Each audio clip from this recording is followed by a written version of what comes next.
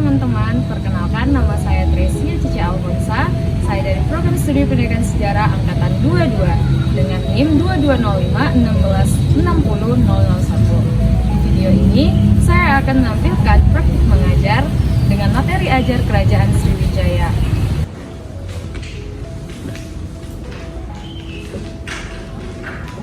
Selamat pagi semuanya. Pagi, Bu. Gimana kabarnya hari ini? Sehat? Alhamdulillah sehat. Sehat semua ya. Udah pada sarapan belum? Belum. Ada yang belum ya? Belum. Ya udah, setelah sarapan ya. Oke, sebelum mulai pelajaran hari ini, alangkah baiknya kita berdoa dulu. Bapak Mas bisa gitu. Teman-teman, alhamdulillah kita mulai berdoa berkeyakinan masing-masing berdoa dengan Terima kasih ketua kelas dari berdoa. Ketua kelas hari ini ada yang tidak hadir? ada semua, Bu. Ada, Bu. Muhammad Zaidan tuh. Muhammad Zaidan nggak hadir ya? Kenapa itu nggak hadir? Masih di Jawa katanya, Bu. Oh, masih di Jawa. Ya udah, karena ada teman kita yang masih belum hadir, kita doakan semoga perjalanannya lancar dan bisa sampai dengan baik biar bisa mengikuti kelas bersama kita ya. Oke, anak-anak, minggu kemarin kita sudah mempelajari tentang pengaruh kerajaan Hindu-Buddha di Nusantara yang berkaitan langsung dengan Hindia dan juga Cina. Pada minggu kemarin kita sudah mempelajari tentang kerajaan tertua di Nusantara, yaitu Kerajaan Kutai dan juga Kalingga. Hari ini kita akan melanjutkan Kerajaan Sriwijaya. Oke, dengan kata Sriwijaya ini, kira-kira yang ada di benak kalian apa sih? Ya, Elisa. Kerajaan maritim. Kerajaan maritim. Ya. Ngomong-ngomong tentang maritim, apa sih maritim itu? Ya, apa itu Elisa? Segala sesuatu yang berkaitan dengan laut, yang berhubungan langsung dengan ayam dan perdagangan itu. Betul sekali yang dikatakan Elisa.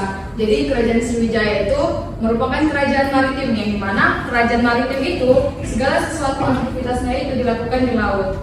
Oke.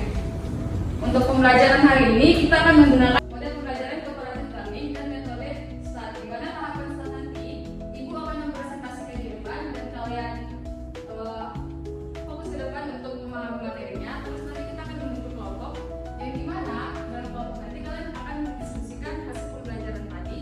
Lalu setelah itu kita akan membentuk setelahnya kita akan mengisi kuis. Kuis itu nanti kalian isi per individu, namun nilainya itu per tim. Tim yang oke, yang paling tinggi skornya nanti akan mendapatkan hadiah dari Ibu.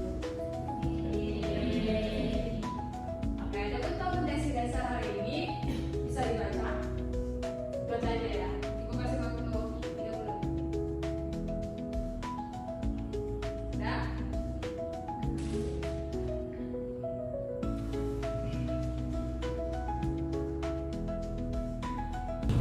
Oke, jadi kerajaan Sriwijaya ini merupakan salah satu kerajaan maritim yang paling besar di Asia Tenggara, yang awalnya itu diduduki oleh kerajaan Funan, yaitu kerajaan Kamboja atau Vietnam Selatan, yang mana mengendalikan perdagangan antara Cina dan juga India. Namun kerajaan Funan ini akhirnya runtuh pada abad ke-16 sehingga menciptakan kekosongan di Selat Malaka, sehingga pada saat itu memberi kesempatan bagi kerajaan Sriwijaya untuk mengisinya. Sebelumnya Ibu mau nanya dulu nih, ada yang tahu nggak siapa pendiri dari kerajaan Sriwijaya? Oke, Alia. Raja Balaputra Dewa, Bu. Aduh, sayangnya Alia kurang tepat nih. Tak apa-apa. Ada lagi yang mau menambahkan? Ya, Berkah. Japunta yang Sriwijaya Nasa. Ya, betul sekali. Tepuk tangan dulu dong buat Berkah. Oke, jadi kerajaan Sriwijaya itu didirikan oleh Daputa yang Sriwijaya Nasa.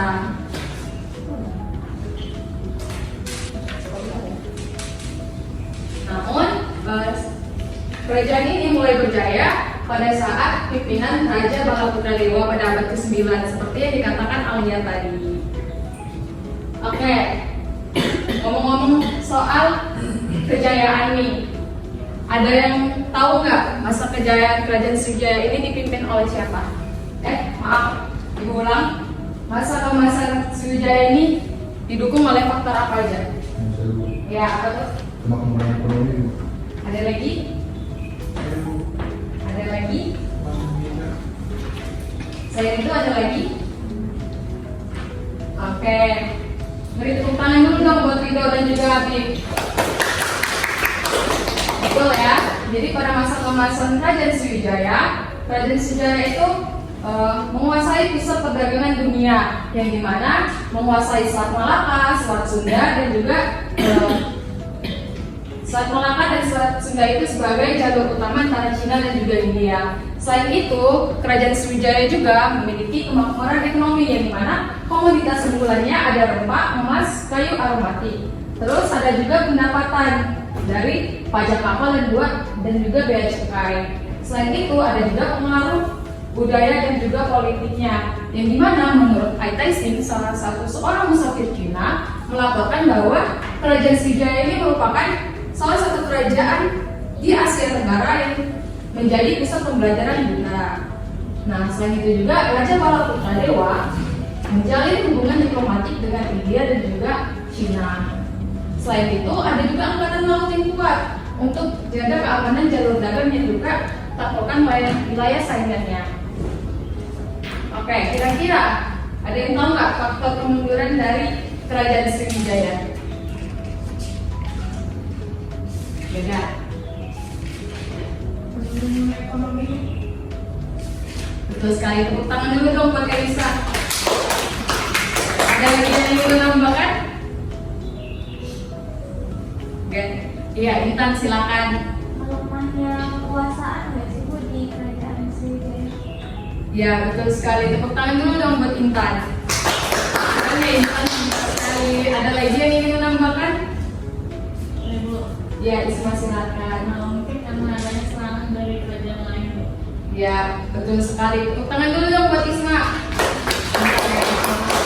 Jadi betul yang dikatakan teman-teman tadi, faktor-faktor penyebab kemundurannya Kerajaan Sriwijaya adapun serangan-serangan dari kerajaan lain, yang dimana salah satunya adalah Kerajaan Chola yang merupakan sekutu dari Kerajaan Sriwijaya. Selain itu juga mulai munculnya di kerajaan-kerajaan besar seperti Kerajaan Siam dan juga Thailand yang mulai menguasai jalur perdagangan.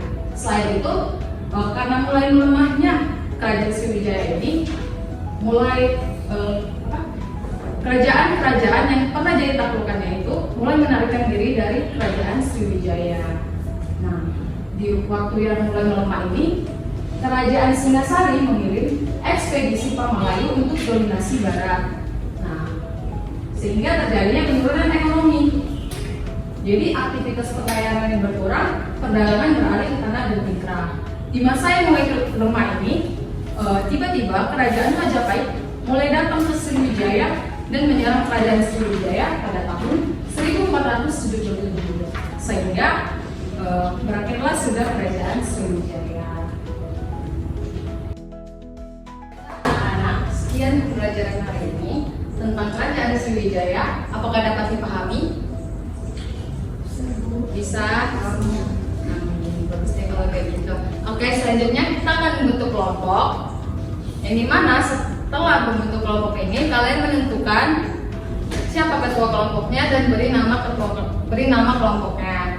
Terus nanti kalian akan mendiskusikan tentang pembelajaran hari ini.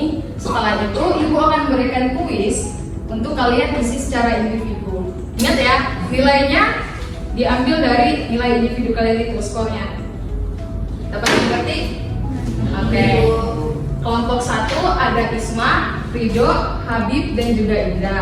Kelompok 2 ada Elisa, Berkah, Atul, dan juga Alia. Kelompok 3 ada Andini, Intan, Anissa Koshi, dan juga Anissa Putri. Oke, dapat dipahami anak-anak?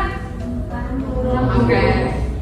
Boleh mulai diskusi. Ibu kasih waktu diskusi 2 menit.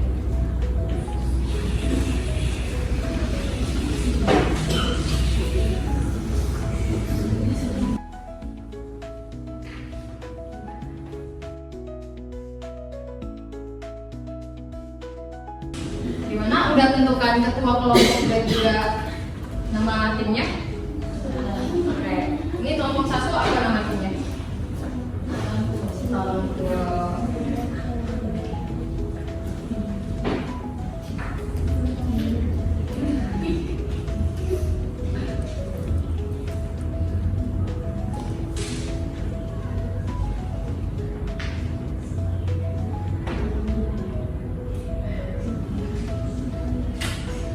Ketua kelompoknya siapa?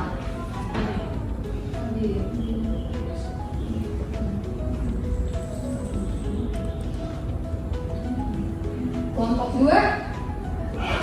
Nama kelompoknya apa? Oke. Siapa ketua kelompoknya?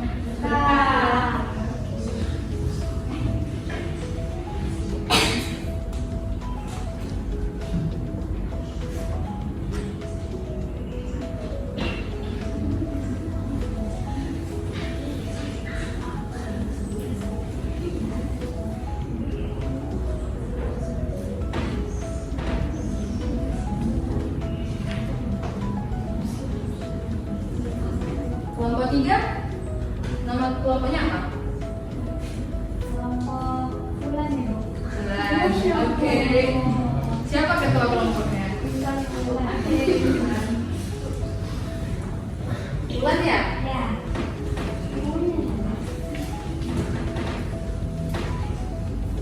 Keren-keren ya nama kelompoknya. Oke, karena sudah pada siap, bisa langsung masuk ke Google. Wow. Masuk Google dan oke, karena di sini dari kelompok Salam Tua yang dua-duanya juara, maka yang menang kelompok 2 bisa maju ke depan.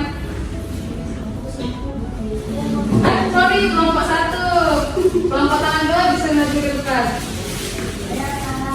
Ya, semuanya yang tempatnya kelompok tangan 2.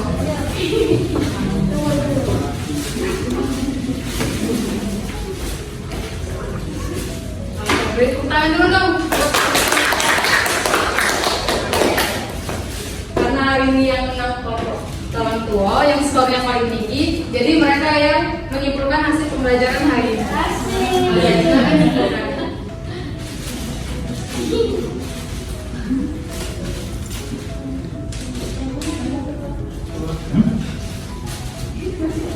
Jadi kesimpulan yang saya dapatkan ini adalah bahwa kerajaan Sriwijaya ini merupakan kerajaan maritim.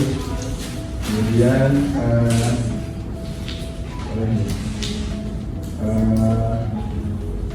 salah satu peninggalannya adalah prasasti di Bukan Bukit. Terus masa kejayaan dari kerajaan Sriwijaya ini juga berada di masa Raja Balaputra Dewa. Ya. Tepuk tangan dulu dong buat kelompok 1.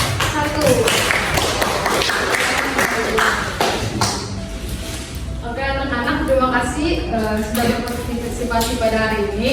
Di depan meja kalian ada kertas hijau, kalian bisa isi kritik, saran, dan juga apapun itu untuk evaluasi Ibu. Sekian untuk pembelajaran hari ini. Ibu akhiri, selamat pagi. Oke teman-teman, sekian video dari praktik mengajar saya. Terima kasih sudah menyaksikan, sampai ketemu lagi.